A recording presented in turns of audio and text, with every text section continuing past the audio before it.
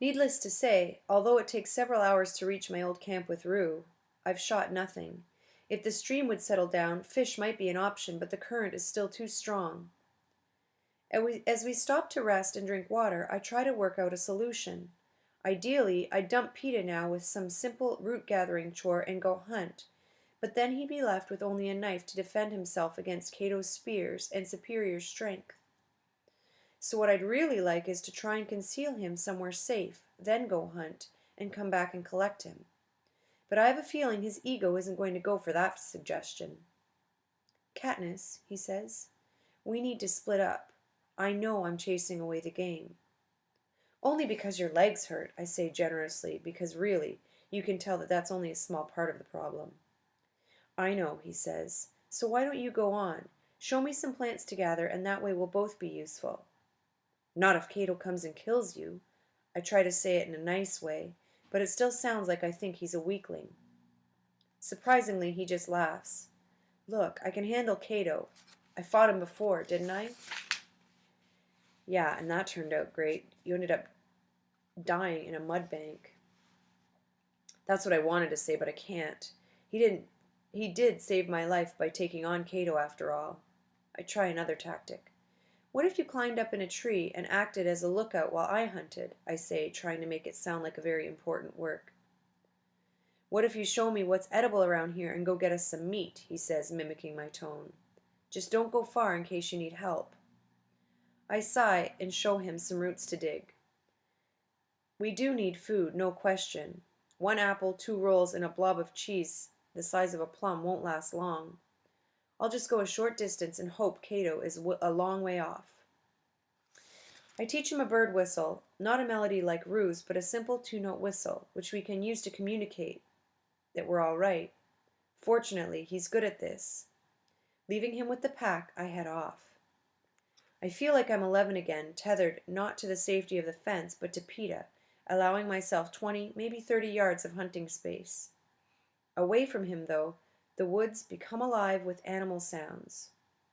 Reassured by his periodic whistles, I allow myself to drift further away and soon have 2 rabbits and a fat squirrel to show for it. I decide it's enough. I can set snares and maybe get some fish. With Peta's roots, this will be enough for now. As I travel a short distance back, I realize we haven't exchanged signals in a while. When my whistle receives no response, I run. In no time, I find the pack, a neat pile of roots beside it.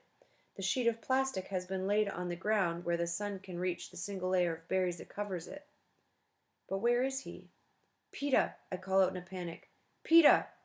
I turn to the rustle of brush and almost send an arrow through him.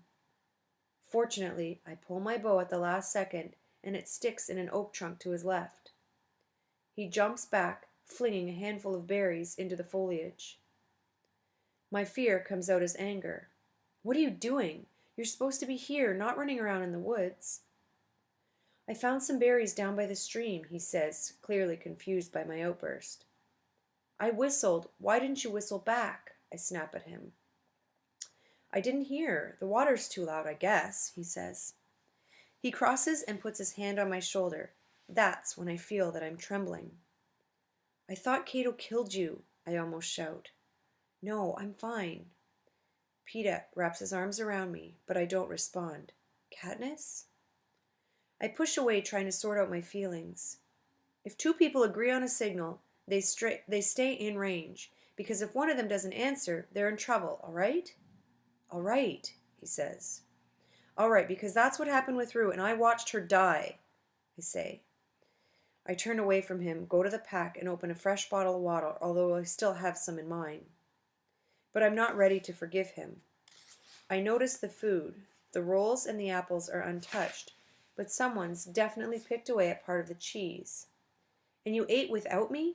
I really don't care. I just want something else to be mad about. What? No, I didn't, Peta says.